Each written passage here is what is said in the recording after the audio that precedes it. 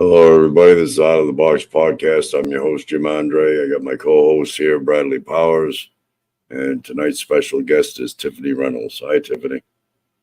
Hello. How's it going? Hi, everybody. I didn't recognize you there at first. Well, probably. I've been taking on new projects lately. I guess you have. Mhm. But we will talk about that a little bit later, won't we, boys? Yes, we will. So tonight's main topic is going to be about what? Well, we have, let's see, Spirit Fest that I attended at Victoria's Black Swan Inn. Some of the abilities that I have, and also the new project that I am in partnership with. Okay. Hi, David Nash. Hi, Lisa. Hi, Lisa. Hi, David. Hi, Tammy. Hello. Thanks for joining us. So, what do you want to enlighten us with tonight, Tiffany? What consists of your work ethics there when you're? What do you work at, a doll museum or? So, yes. So I just recently was hired at the San Antonio Doll Museum. It is a haunted doll museum. We have a bunch of dolls that are antiques, and the building itself is haunted. The dolls are haunted, and there's a lot of strange things that go on there. And I will be a tour guide there. That's why I'm dressed like this. I will be giving tours and everything. So yes, I will be known as a living doll, known as Dulce. So, Well, um, that's how you dress at work when you're working. yeah, and I'm there on the weekends. We also have a lot of paranormal investigators that go through there. The dolls have unique personalities and everything. So there's a lot of interesting history, and the dolls themselves have a lot of different spirits attached to them, and that's why it is how it is. The building and the dolls make it very haunted. So Now I'm sure the different dolls are different prices. How do they put a price on it, each doll? How do they evaluate what the worth of the doll is per se? well, some of the dolls, they're not for sale because we're a museum. But we do have a lot of people that donate to us. So we've been getting a lot of different dolls. Some of the dolls are antiques and stuff. So we have like a Gerber doll that we just got recently. She's been there about a month. Her eyes move and everything, but the feeling that I get off of her, she's very anxious and nervous. In the attic, though, we have a lot of spirits that are attached to the dolls up there, and a lot of people experience a lot of different things up there. Um, and they've heard conversations, heard footsteps, they've seen shadows, they've So heard. so so basically, what do you do? Do you give like a tour of the museum itself, or Yeah, it's a museum, and we have a gift shop. So, and some people don't feel comfortable during the nighttime. but do they So have I do give they, tours do they during have the daytime. do they have Huh? tours there? Do they have tours there for the public? Yes, yes, we're open to the public. And I give the tours during the daytime, and then we also allow paranormal investigators to go in there as well, and they do that during the nighttime. So is there some pictures that you want me to share with the viewers here? Yes, so I sent pictures from Spirit Fest and from the dollhouse itself, the haunted museum.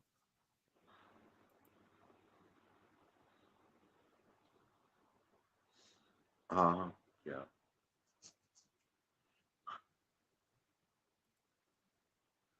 This one's not very big, but what is that there? Okay, so that is the outside of the house. It's a small little house, but that's one of the mannequins that we put out there.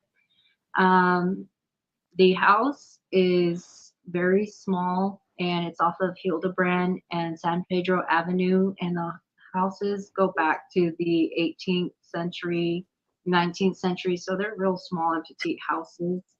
Um, but it's a bright yellow house. It has white to it and it has pink to it, so you can't really miss it.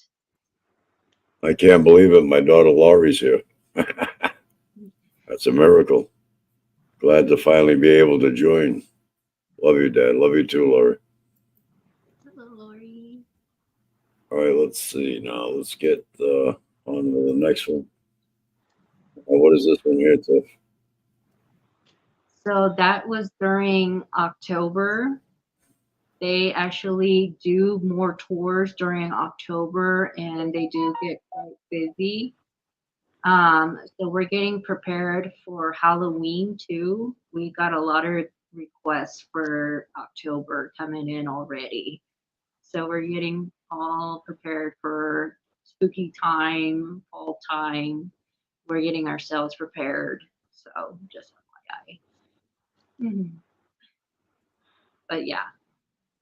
Tammy Bonham is asking, do you think that dolls could be haunted or possessed by previous owners or demonic entities because dolls are in the closet? Uh, Dolls are the closest thing that can be possessed other than a human.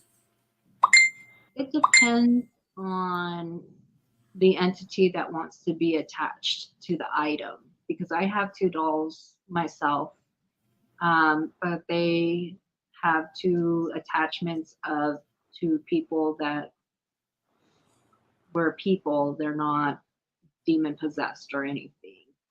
So it really depends on the environment and what they're used for. And sometimes, a lot of times, what happens is, honestly, I believe that the dolls choose the people that they want to go with. But you also have people that use practices to seal spirits inside items for whatever reason they choose. So it can work just like people use divot boxes and etc. So You think the dolls actually have a choice? yes, they Suppose, do. suppose suppose there's like two spirits that are interested in one doll. How does that work? The stronger spirit overcomes the weaker one. Actually, in that case, is some dolls can manifest having multiple spirits in one doll. So it's not always one spirit, it can be multiple spirits attached to it. That happens too. How would a doll go about that though? How would a doll manifest a spirit? What process would a doll use to enable it to do that? So usually what happens is it depends on the situation. So if you have somebody that's really attached to a doll, a perfect example I'm going to use is a lot of people don't know about funeral dolls. Okay. When people that study mortuary, they probably never heard about this. So during the Victorian times, death was the normal process and it happened quite frequently. You didn't have, like OSHA and all of these standard practices for employment and everything.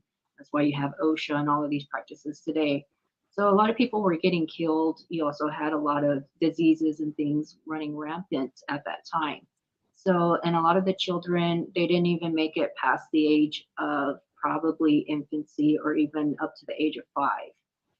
And they had bizarre, strange rituals in the grieving process. The whole families were encouraged to do wearing black, and some of them would mourn for probably about to a year. And I'm going to use one of my dolls as an example. They would make a doll. This is a porcelain doll. They would make a doll that resembled the person that had passed away, whether it was a child, a mother, whomever that it was, even for the males. It was meant to represent the person that had passed away, and it was to help the families grieve. Now, when we think of dolls, we don't think of giving a person a doll for your deceased mother, for your deceased grandmother to remember that person. We don't do that, right? That sounds totally taboo. That would be bizarre. Why would I want a doll like that? But back then, that was totally normalized, right? Um, and then, so a lot of the dolls now that were probably in museums and everything, if they've been around in a situation like that with funeral dolls or in bizarre customs like that, it would not surprise me at all that they would have something attached, a spirit of someone that had passed away, somebody that was seeing something like that on a daily basis. And they felt that they need to be attached to that doll because that is something that they saw Well, daily and that's something that they don't want to move on from. It's a stubborn energy. well, today we have pictures of the loved ones who have passed. Is it possible for a picture to become possessed as well as a doll? Yes, it doesn't matter the object. It could be a doll, it could be a toy, anything really. Because when I was at Spirit Fest at the Black Swan Inn, a lot of the items that they have there, you would find all kinds of crazy things that a spirit can literally become attached to. You would be surprised. Tammy says that maybe that's why the Amish never allowed their children to play with dolls that had faces. Yeah, and I mean, dolls have been around for nearly 5,000 plus years. They've been around forever, from clay to straw to yarn and everything. So it doesn't really have to have a face or, you know, different cultures, different beliefs, anything, dolls have been around in all kinds of forms and shapes. David Nash is asking, would you possibly think that animals other than living organisms could be possessed easier than an inanimate object? Yes, that's possible as well too. Anything could be possessed, not just a person. Yeah, but what he's asking is, do you think it'd be an easier for a living, like an animal, to be possessed easier than an inanimate object? Yes, that's possible too.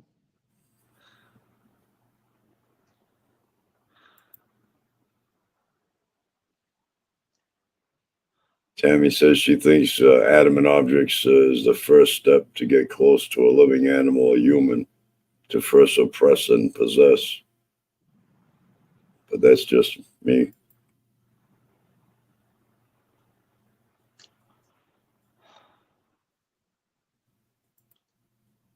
And Morgan Roundtree says supposedly demons can be cast into pigs. Tammy says it kind of reminds her of voodoo dolls, if you will. Yeah, voodoo dolls, and there's Yeah, voodoo but dolls. a voodoo doll would have to entail a curse of some sort, right? Yes, and you have some voodoo priestesses that they make specific handmade dolls. Because I saw one when I was at the Paranormal Fest in September. A paranormal team had a voodoo priestess make a doll. It wasn't a porcelain doll like this. It was a specific, pretty. She was a beautiful doll, but she rubbed the soil from graves and cemeteries and stuff and everything. Don't ask me why. I don't know why. And she did many different things with this doll. But you have people that want stuff like that and they pay for it. So, that's an industry. You have people now that want dolls to resemble werewolves and vampires. I saw one, I think it was on TikTok. It's a vampire baby, and anytime you walk by it, it looks like his eyes are actually following you. So dolls have evolved from just a basic porcelain or a voodoo doll. So dolls are ever evolving than what they've been the last 200 some years. It's a high demand. So,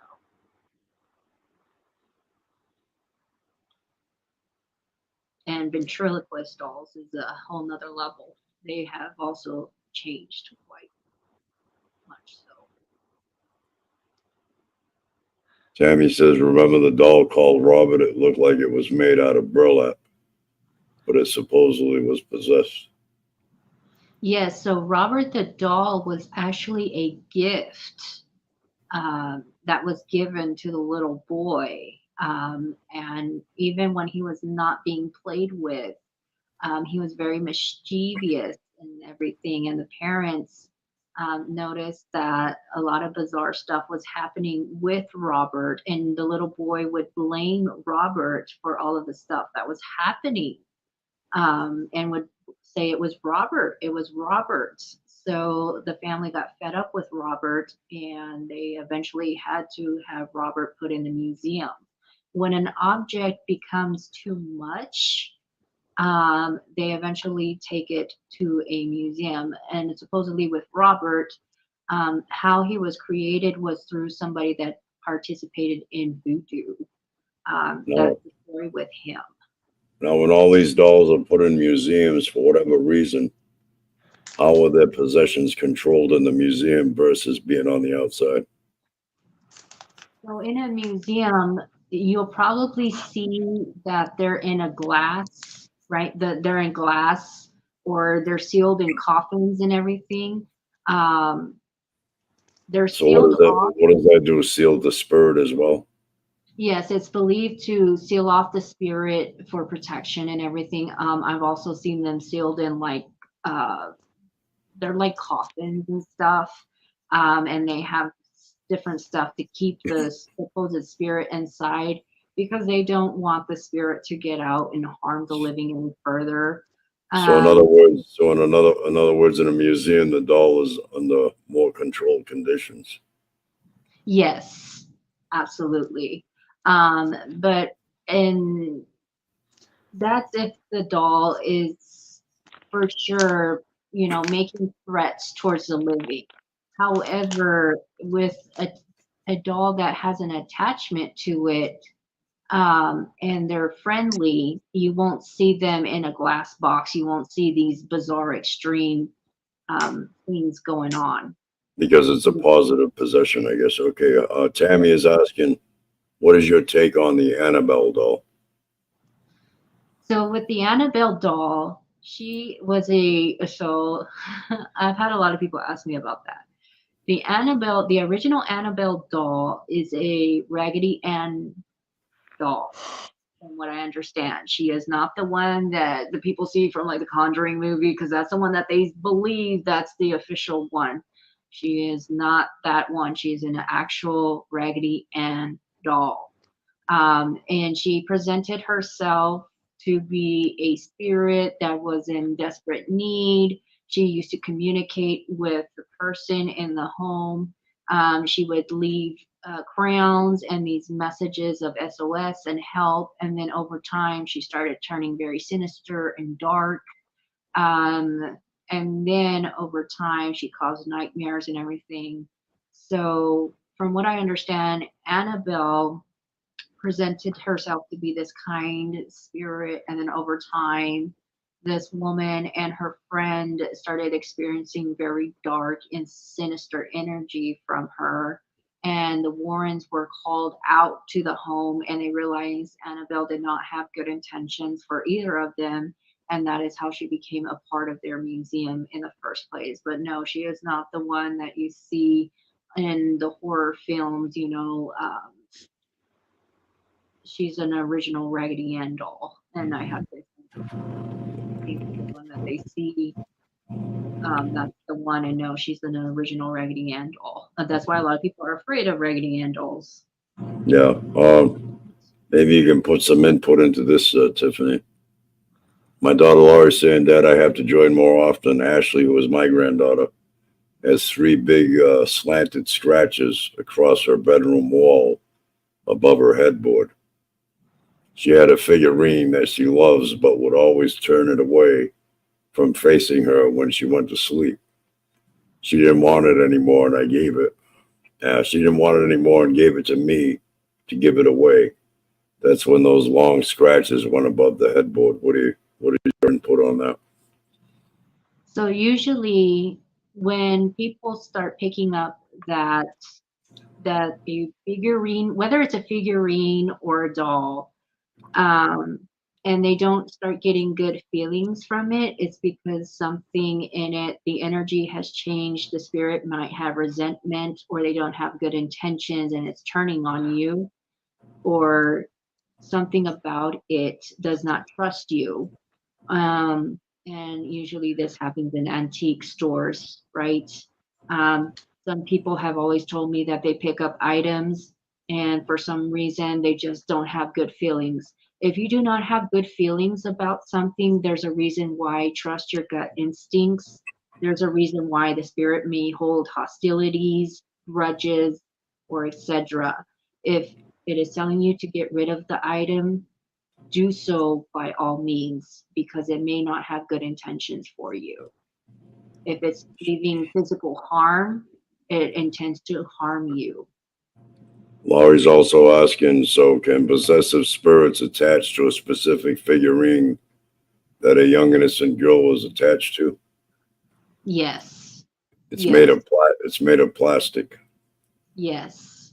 There are spirits that can be possessive, and usually it's the possessive ones that can act out and be aggressive towards the living.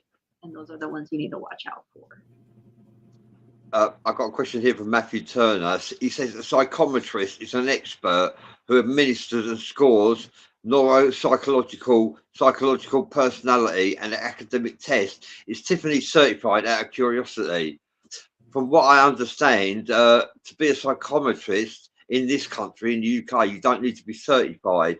You can actually pick up energy by picking up objects. You can pick up energy from a spirit without being certified in this country. I don't know what it is like in America. So basically, Matthew Turner is saying, are you certified? A certified psychometrist out of curiosity, Matthew's asking. Yeah, Matthew Turner is also asking, is Tiffany a medium by chance? Yes, I am. Yeah. Are you certified, Tiffany, as a psychometrist? No, I'm not. However, let me go grab my drawing real quick, because I did get a confirmation about one of the spirits that haunts at my new job. I got a confirmation today. So let me show you Okay. because this is a confirmation. I've seen shows where psychic mediums have performed psychometry. I wouldn't say they're certified, yet they do have been blessed with a gift where they could pick up energy from objects, rings, or anything, absolutely anything.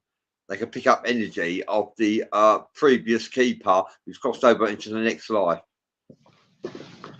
Okay, I'm sorry. Okay, so I'm gonna put one of my dolls down here. I'm sorry, Jolene. Although in America they might have different. I think like if you're charging money for psychometry, you need to be certified. If you're charging money for your services. Yes. So when I was working on Friday evening at my job, we had a thing. It's once a month. And we were allowing people to come into the museum. And of course, they can go up to the attic and explore the museum and interact with the dolls and the spirits that haunt there. Okay. When I was there, a lot of the dolls, um, of course, were interacting with the people, especially up in the attic. Um, she also has animatronics in there, right, to make it more spooky, to give it that effect. And a lot of the animatronics were going off by themselves. Okay.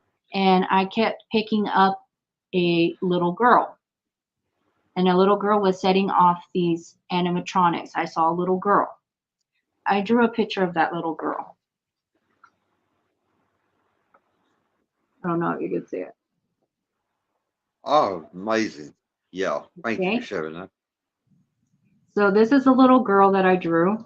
She comes from the late Victorian, early Edwardian times. Okay. I went in there today and I explained to the woman what I had encountered, what I experienced on that Friday, because Friday was my first day. Well, in the evening with the spirits, let's just put it that way. That was a confirmation because many paranormal teams have caught on their sensors and in their photographs a little girl downstairs. And she does indeed love to set off the animatronics. And she comes from the attic upstairs. She's from one of the dolls.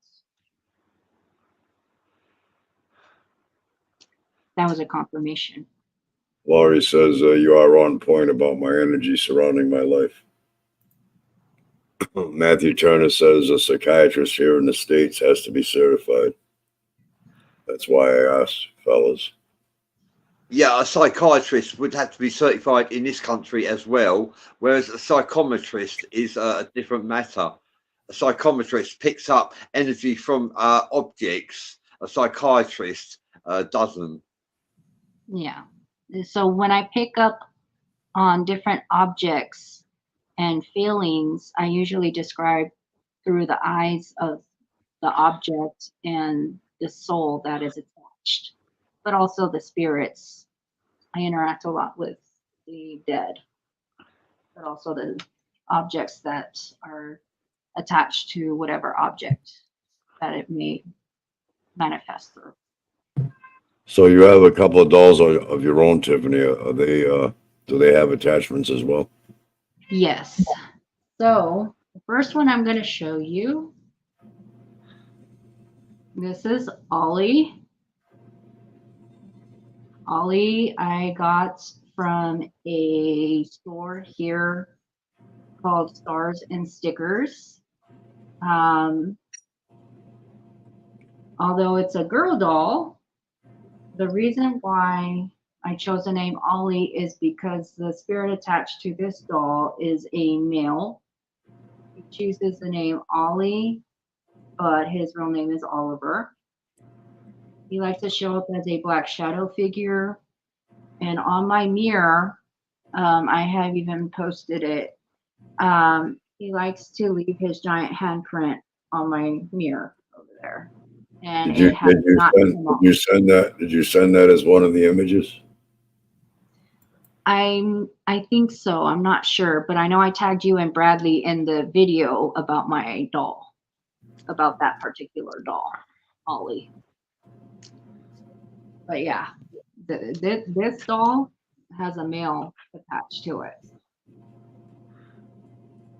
So there's a Sarah male Williams spirit. says, what causes them to attach to an object? Is this a conscious decision on their part, or is it a residual connection to energy? It could be both, actually. And with this one, the spirit that you can see the lights flickering in the background here. The shop owner of the shop where I got Ollie from, she has 2 haunted dolls in her shop already. And both of them are sealed away. And those 2 dolls are known as Sarah and Dipstick. Dipstick is a marionette doll. He is a clown doll, and he's sealed away in like a, oh gosh, like an old glass thing. I don't know, you would call like a mirror or something. I don't know. Because he's made some mean comments before, but he's like passive aggressive. That's the best way to say it. He's passive aggressive. But he will interact with the living for sure. And the next one is Sarah. Sarah came from an oddity shop she had acquired from, and she's sealed in a glass coffin, literally. They cannot get her out of there, and she has a lot of strange things that happen with Sarah. Those 2 are in her shop, and she has a lot of paranormal teams that investigate those 2 in particular. And she has on the other side a bunch of dolls, right? And Ollie was on the other side, and she has all these other dolls. Ollie became an attachment from probably those 2. So when the paranormal teams investigate, Ollie decided, I want to go in a doll. So, but he's a male spirit. Becky Fanning said, I would think that the energy or energies of all that, of all who, sorry, I'll read it again. I would think that the energy or energies of who all had and loved that doll, which would attract spirits to inhabit the body cavity of the doll. Yes, I believe toys, furniture, etc. can be affected. Thank you for sharing that, Becky Fanning. And Sarah Williams says, what causes them to attach to an object? Is this consciousness decision on their part, or is it? Oh, I've read that. I've read that one. And I Sarah believe, Williams read. and I believe honestly, the spirits, when they attach themselves, I believe that they choose their owners. Some of them, like with Ollie, he's a peaceful spirit, right? He makes himself known. He's left a handprint on my mirror. He doesn't really bother anybody. My cats are not spooked by him at all. You would just see his black shadow running around in my apartment. Yes, he's left his handprint. He makes my lights flicker. And he thinks it's funny to play with the music on my phone. So that handprint is still on your mirror? Yes, I cannot get rid of it. You can't wipe it off? No. But he loves my phone. He loves, I don't know, he loves the playlist on my phone. I listen to goth music. I guess he likes dancing. I don't know. But yeah, he likes my cats. I guess he knows and he senses that I deal with dead people.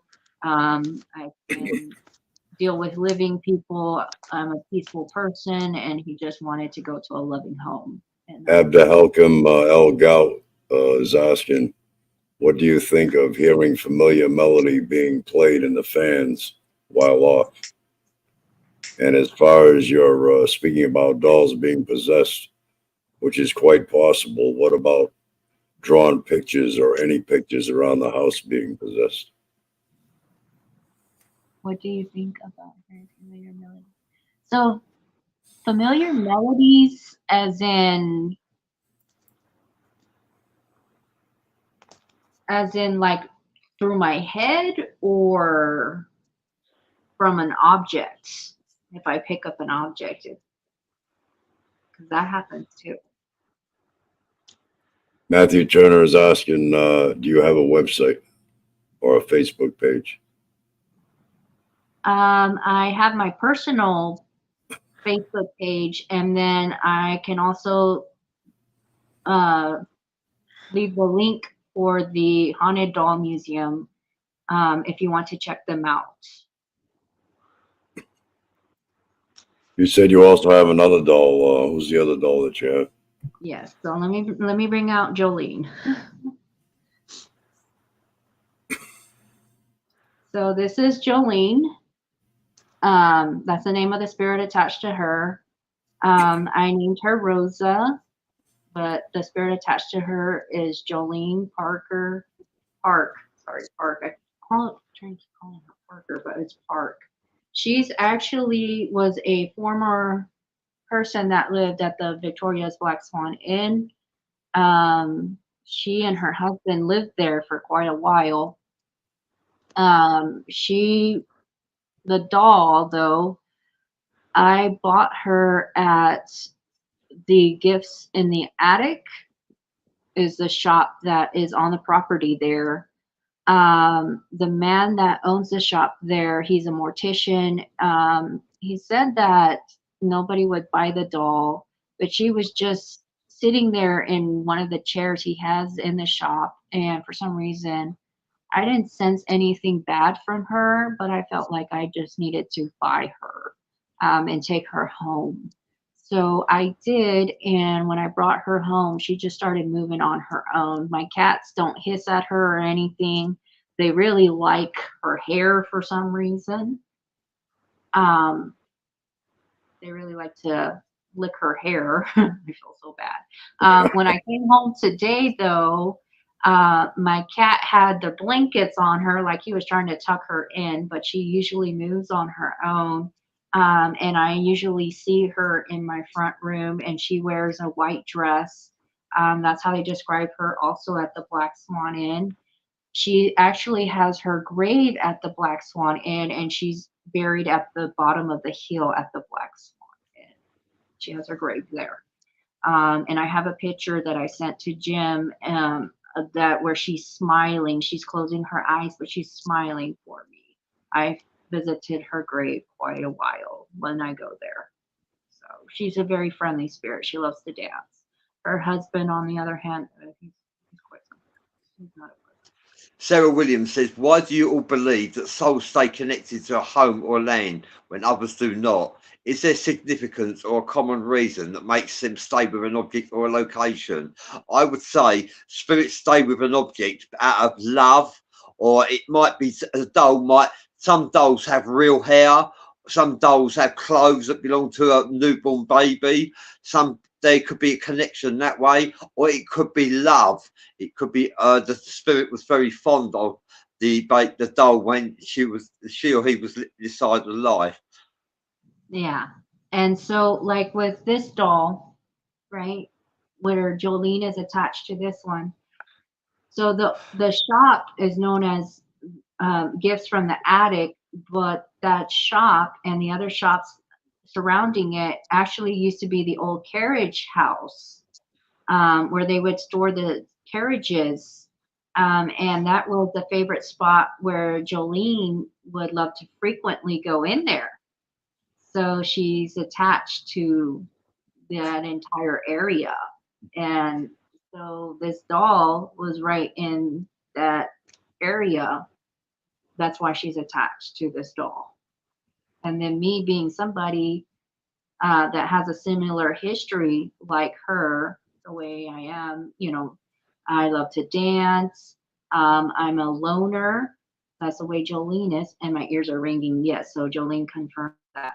Um, that's why she's like, I'm going home with you. We're very much alike. I want to be friends with you. And she's an animal lover. So I have 2 cats. She feels very at peace here. Tammy Banham is asking, do you ever visit cemeteries and record EVPs? I like to go visit cemeteries out of respect. I don't do anything crazy. EVPs, when I would go live with Mary Ann from Ghost House Paranormal, the EVPs she would get out of her spirit box. I already have, let's see, my 4 grandparents here with me, spirits in the home. Well, that's my best friend, so that's 5 spirits we would always get the most live. Their comments are random and crazy, but very interesting, and they're always on Ghost House Paranormal. You can look them up. She never knows what to get regarding them. And then having these 2, I now have 7 spirits in this house. I'm sure the EVPs would be going crazy. Cemeteries, I imagine that it would probably be going crazy. But I'm still with spirits already. I don't think I really need an EVP because I already have so many spirits attached to me. I don't. So, Sarah so that, Williams. Sorry. so that spirit Jolene that's in that doll right now is hanging around where you are instead of the museum. Is that right? So Jolene likes to be here with me, but she also likes to be at the Black Swan Inn. So she likes to come back and forth. So how does that work? What do you do? Take the doll with you to work and then bring her back home? No. So I have a mirror, right? So I believe that spirits can travel through mirrors, and I have a big old mirror. Same with the other one, Ollie. I believe that they can. So there's an old Victorian belief that the dead can use the mirrors to travel, just like you hear astral projection and stuff. I believe Right. that they use mirrors to travel to where they want to, and in the Black Swan Inn, as many times as I've been out there, she has mirrors out there, and it's a psychometrium. Is That's a big word. And I'm going to explain that to everybody. It is a portal. The Black Swan Inn is a giant portal, and it's a house built on this giant portal. But the psychometrium is this mirror, and you have candles back here, and you have mirrors. And in the old times, they would use that to communicate with the dead. The land that it's sitting on is Native American burial grounds, and they also used to live there. And then you had a big old battle there, the Battle of Salado Creek. So you have so much history already going on there. And then you had Jolene and Park and her husband there, and you've had many other owners. You've had 6 other people that stay inside the home. So you have so much stuff that's going on in the home already. But they've seen a lot of the spirits in the mirrors. So that's why I'm saying the mirror. It doesn't surprise me with the mirror. That she Matthew travels Turner. back and forth. Matthew Turner is saying he assumes that you're also a channeler as well. Yeah, I pick up on a lot of things. Yeah, and Matthew Turner says something tells me this chick goes looking for haunted shit. Yeah, you are a ghost hunter as well, isn't that right, Tiffany? I think the ghosts like to come to me. I don't have to go ghost hunting. I think I just like to go to haunted places and stuff. I've always worked at different places that are always haunted. And this is my kitty cat Tiggy. Say hello, Tig. But I've always worked at different places. I've worked with people that are near death or dying. I've worked in nursing homes. I've worked many places and worked around death a lot. So I don't Sarah know. Williams says, I'm a psychometrist too. I'm in America. It is not necessary to be certified to work professionally. In my experience, I had to become an ordained minister to be able to do readings from the limited places, events that I worked. So she's saying you don't have to be certified in America, but she is an ordained minister. Tammy Thank you for Bonham that, is Sarah. saying two mirrors facing each other creates a portal. And from what I've understood, you should never have a mirror facing your bed while you sleep. Yeah, and unfortunately, Well, this regular mirror is facing. what are we gonna do with them mirrors on the ceiling? I have no idea, Jim. I don't know. Put some curtains up there if you can. I don't know. I believe you don't have to have two mirrors facing each other to form a portal. One mirror on its own is a portal. Mirrors are portals for spirits to Yeah, travel in general. I believe that. absolutely. Yeah. You want to show some of them other pictures, Tiffany? Or?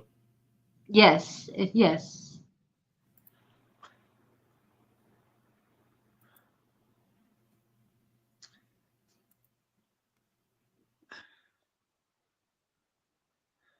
Okay, what is that? So that was the logo from Friday. So we did a haunted summer camp at the Haunted Doll Museum. And we had some of the people dress up like haunted campers and everything. And the people that were coming into the museum, they had quite the experience because they were, weren't expecting that. I know it's really small, but the next picture, I think you'll kind of get the gist of it. But every month we change our theme, and yeah. So that's Robert. He's one of the people that works there. He's holding the little logo, and he's right in front of an actual hearse outside of our museum. And he's dressed up like a dead camp counselor. And he actually works there a lot, and he volunteers all the time to be there. And he knows a lot about the dolls there, and he's used to it. He's actually a paranormal investigator himself. He loves being there. And that's him again with the hearse. So, but he said he loves working there with the haunted dolls. So that's one of the dolls that we have there, and she was owned by a couple that designed clothes. She just came in recently.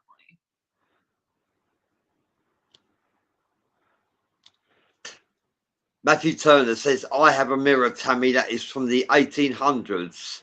I turned into a black scry mirror.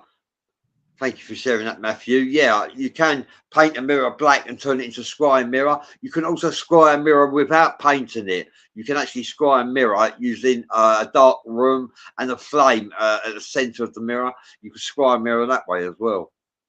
Yeah. And those two are some of the dolls from the 1900s. They kind of have these unique dresses and stuff to reflect that time period. And this is in the front room. And people experience a lot of things in the front room because that's where, if we get new dolls, that's where we put them at before we take them into the museum. And we also have that Gerber doll that is in the front room as well. And Robert has two dolls in the front room there that have attachments as well. So that's me with one of the animatronics, and she was one of the ones that kept going off all night on Friday evening because of the little girl that I had drew a picture of. She likes to set that one off too. And nobody's in that other room with her. That animatronic. You'll just see her going off by her own. But yeah. John Mormon says, well, I view soul and spirits as different. There are a number of different answers. Thank you for sharing that, John Mormon.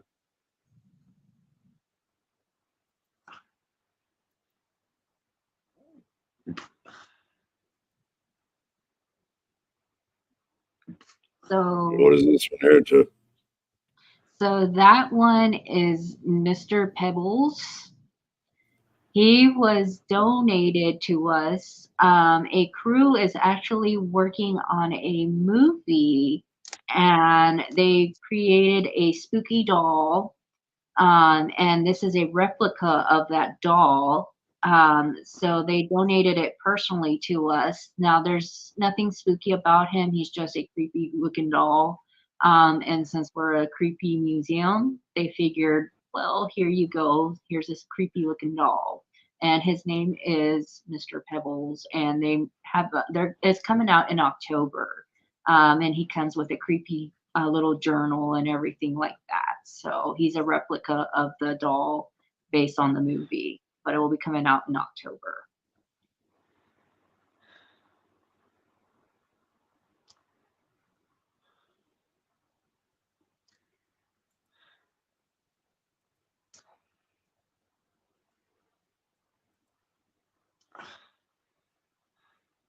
So that's what I look like. I'm supposed to look like one of those old time dolls, the circus dolls that you see, the porcelain dolls. And of course, I brought my doll with me, and that's kind of the legit thing there. Is you will probably see people when you go into the museum.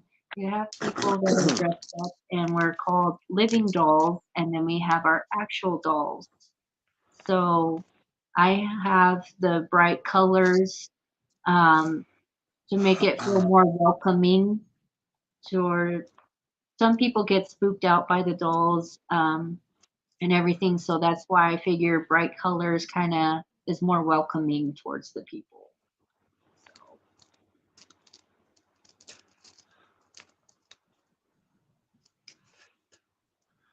And that's me with the hearse. Robert took the picture. So that was by a hearse.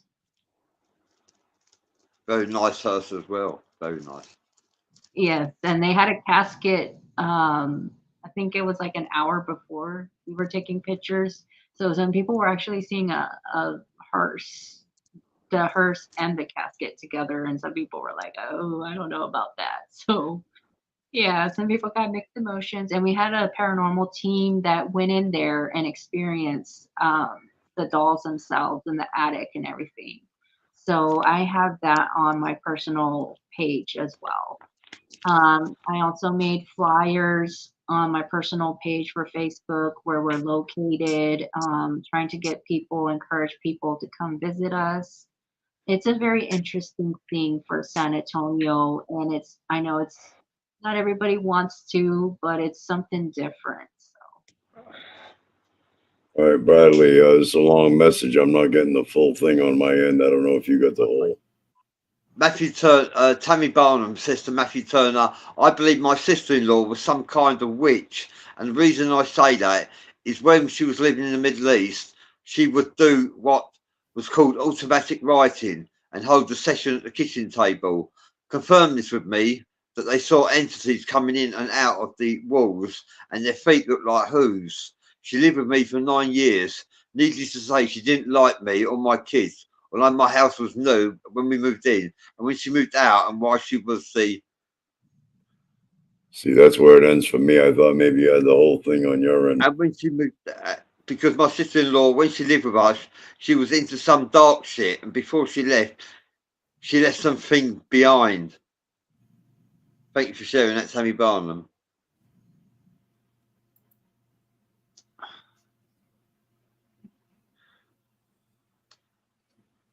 Yeah, she claimed that she had her own little personal jinn, and his name was Muhammad.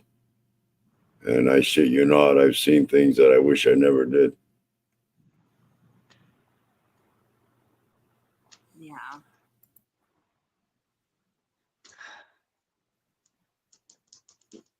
Bradley. Yes. Matthew Turner says, "Djinns, demons, yada yada, I don't deal with. Oh, hell no. Most of the time, I run into this type of energy. I try to transmute the energy or advise it. I will send its evil arse back to the pit." Thank you for sharing that, Matthew Turner.